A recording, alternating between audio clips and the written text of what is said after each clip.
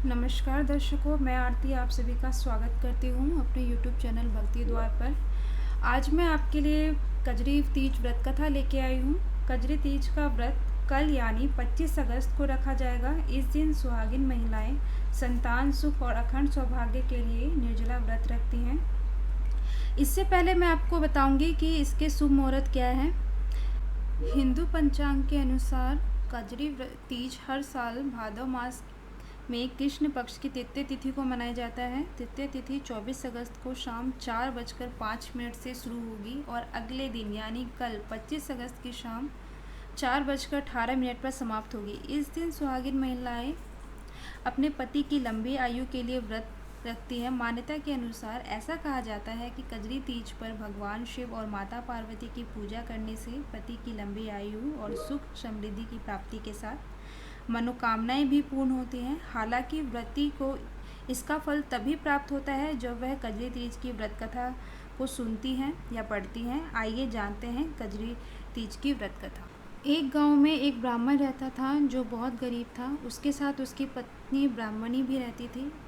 इस दौरान भादव महीने की कजरी तीज आई। ब्राह्मणी ने तीज माता का व्रत किया। उसने अपने पति यानी ब्राह्मण से कहा कि उसने तीज माता का व्रत रखा है, उसे चने का सत्तू चाहिए, कहीं से ले आओ। ब्राह्मण ने ब्राह्मणी को बोला कि वो सत्तू कहाँ से लाएगा, सत्तू कहाँ से लाऊं। इस ब्राह्मणी ने कहा कि उसे सत्तू चाहिए, फिर चाहे वो चोरी करे या डाका डाले, लेकिन उसके लिए सत्तू लेकर आए।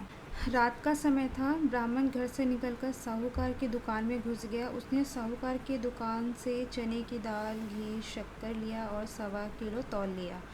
फिर इन सब से सत्तू बना लिया। जैसे ही वो जाने लगा वैसे ही आवाज़ सुनकर दुकान के सभी नौकर जाग गए।